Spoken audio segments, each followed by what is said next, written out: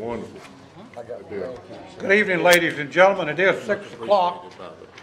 Time to begin our April 7th meeting. It's time to call itself to order. I took it to public safety, remember? Item 1 is a recognition of award for Certificate of Achievement for Excellence in Financial Reporting. Lisa. Good morning, Mayor, Council. The Certificate of Achievement for Excellence in Financial Reporting has been awarded to the City of Monroe by the Government Finance Officers Association of the United States and Canada for its comprehensive annual financial report. This Certificate of Achievement is the highest form of recognition in the area of governmental accounting and financial reporting, and its attainment represents a significant accomplishment by a government and its management. Excuse me. In order to be awarded a Certificate of Achievement, a government must publish an easily readable and efficiently organized comprehensive annual report, and this report must also satisfy both generally accepted accounting principles and all applicable legal requirements. This report has been judged by an impartial panel to meet the high standards of the program, including demonstrating a constructive spirit of full disclosure to clearly communicate its financial story and motivate users to read the report. This is the 22nd consecutive year that the city has received this Certificate of Achievement. At this time, I'd like to thank Ashley Ivy for her tireless effort. And I'd also like to thank all of the departments that provide valuable input to make this a quality document. Thank you. And I would like to thank Lisa Strickland for all that she's done.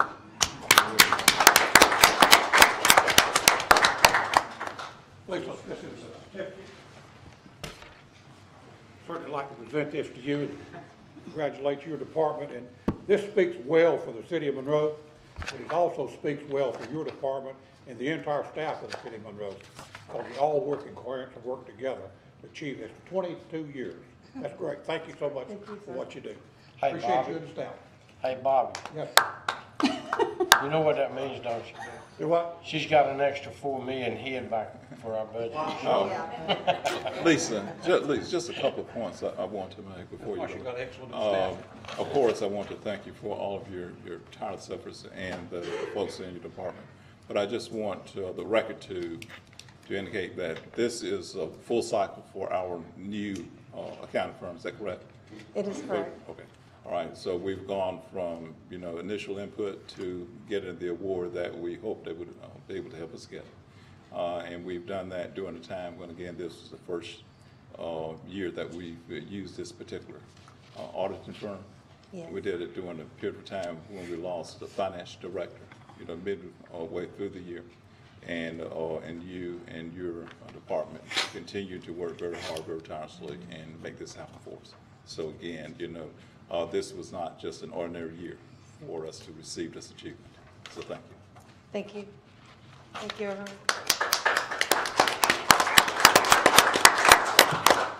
All right, this time consent agenda. Yes, Mayor and members of the City Council, there are 8 consent items, which begins with item 2. Item 2 includes 7 sets of minutes. 2H concerns the disbursement of fiscal year ending 2015, City Council's discretionary funds. There were 2 disbursements, the first of which was by our mayor, for A Few Good Men, the amount of $25. The second by Councilman Gordon to Turning Point, in the amount of $1,000. Item 3, resolution adopting Cabarrus, Stanley, and Union Counties Regional Hazard Mitigation Plan. There's a memorandum of agreement initiating a joint effort in 2012 with more than 30 jurisdictions. This is a North Carolina Emergency Management Initiative for Regionalization, and the proposed resolution formally adopts the plan. Item 4 concerns 2 budget amendments, the first of which is for Winchester pool renovations in the amount of $50,000. This item has appeared in multiple capital improvement plan years, but has been shifted in outlying years. Item B, 4B, is a donation from Precious Metals Ventures for the police department in the amount of $1,722. Item 5 is a call for City Council's special strategic planning meeting to be held April 21st at 4 p.m. This is a continuation of our presentations and fiscal status as part of our fiscal year ending 2016 budget process. Item 6 is a request to change the date of the public hearings for consideration of the award for economic development incentive grants to confidential companies Project Pipe and Project Lone Star from today to April 21st. Item 7 is Unified Development Ordinance Comprehensive Rewrite and Zoning Map Update. Estimated cost $200,000. Source of funds would be the manager's discretionary fund. Item 8 is authorization to apply for a Federal Department of Homeland Security assistance to firefighters fire prevention grant. Requires a 5% local match, approximately $200. Public Safety Committee has heard this proposal. Item 9 concerns a change order with Garner Brown Architects for Fire Station number 4. The change order amounts to $80,919, as it concerns unsuitable soil in the amount of more than $50,000 and requires City Council's consideration as amounts above $50,000 are under your purview. This concludes the consent agenda.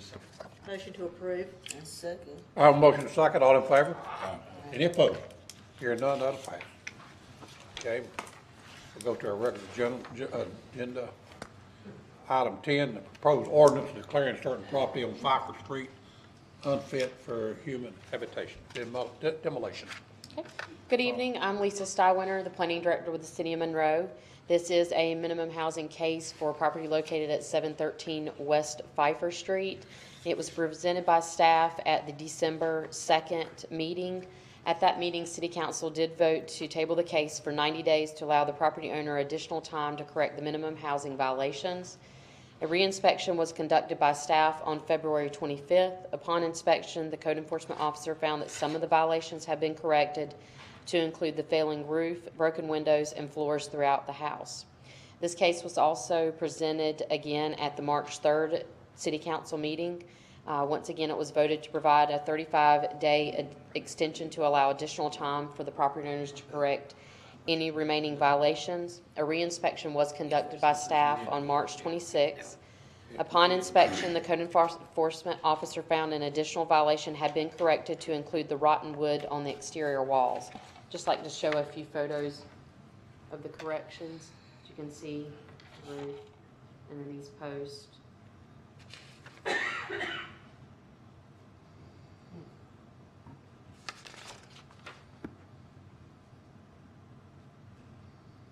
On April 1st, 2015, a licensed electrician pulled a permit to begin the electrical work at this location.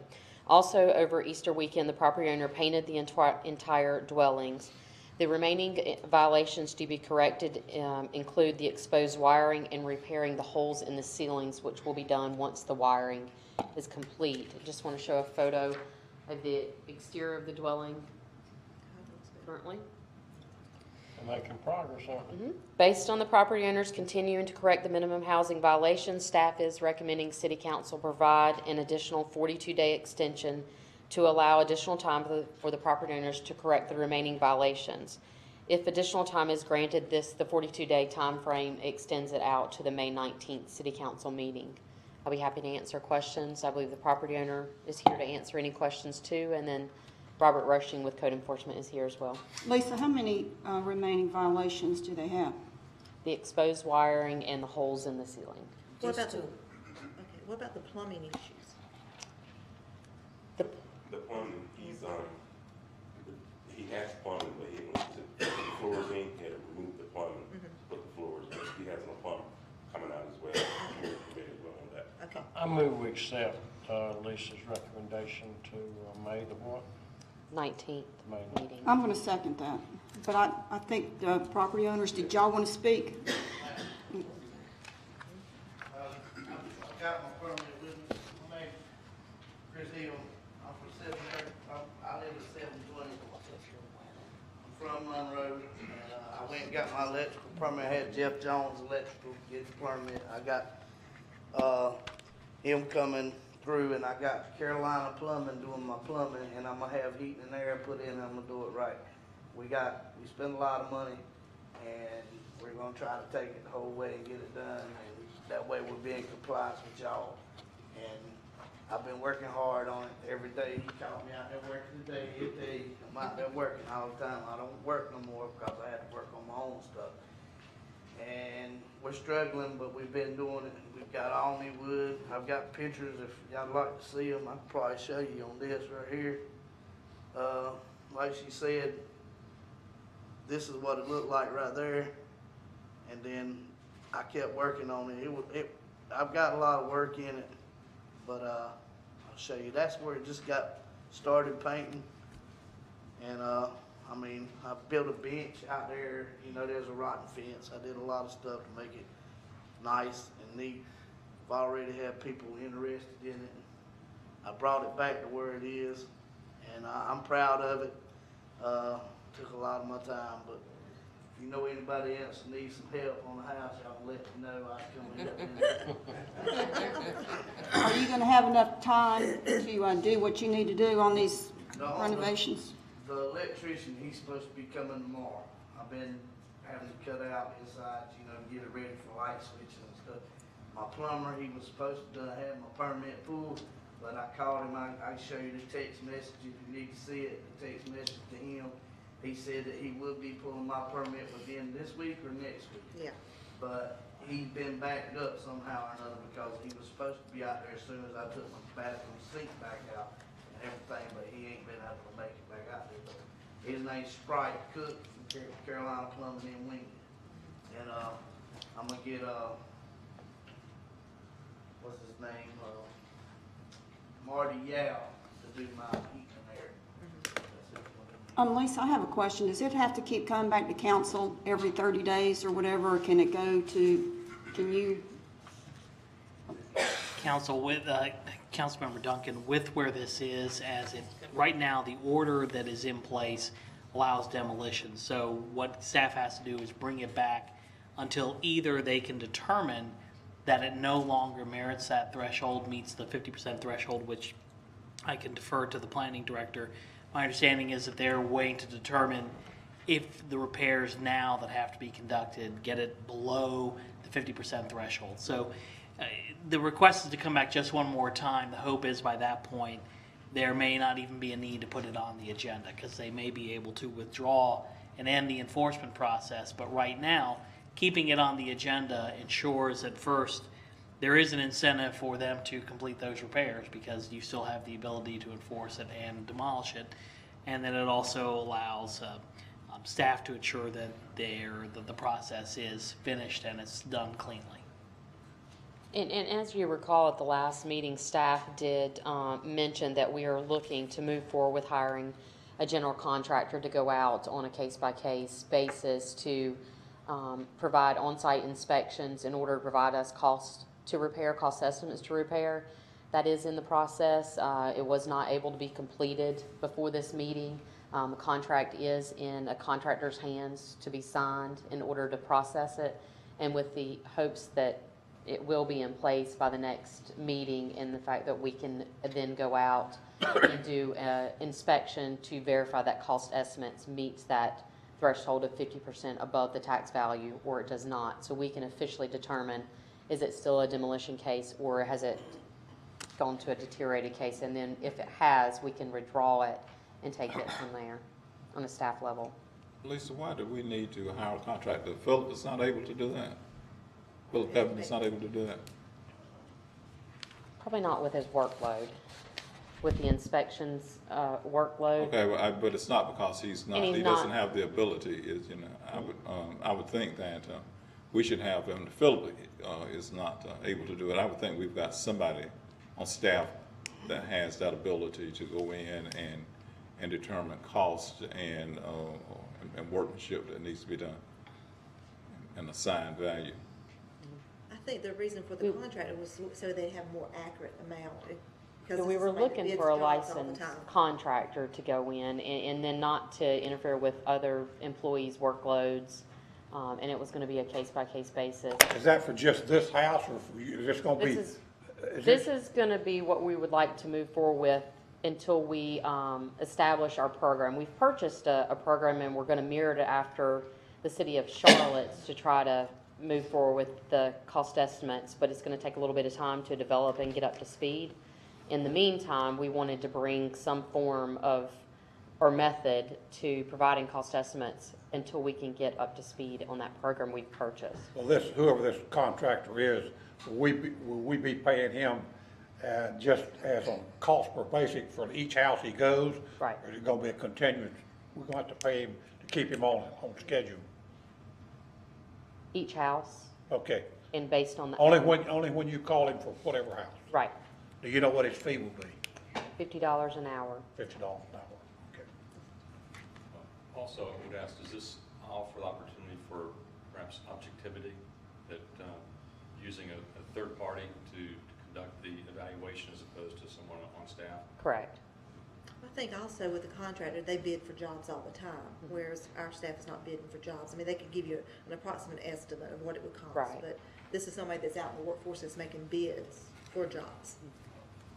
Well, we should work with homeowners as much as we can and stop some of these demolitions, because after we demolish a house, we have nothing but a vacant lot. Nothing can be done on, so I'm all for helping him. I have a motion and a second for was it 42 days, Liz? Is that what- Yes, sir. 42 days till May 19th. Yes, sir. The next council meeting, May the 19th. So I have a motion and I have a second. All in favor? Any opposed? Okay, that'll pass. I agree in opposition. Thank you. I like your tie too. Thank you. Good thing you said that last. You got it at a flea market. That being a Duke tie. I mean, that would be the national champions, the You tie. can't help it. You're good, ain't you? You're good. All right, at this time, for the consent, public comment period, anyone here who would like to address the council? Okay, hearing none. I have a motion to adjourn. Second. I have a motion, a second. All in favor? Okay, we adjourn. Okay. Fast.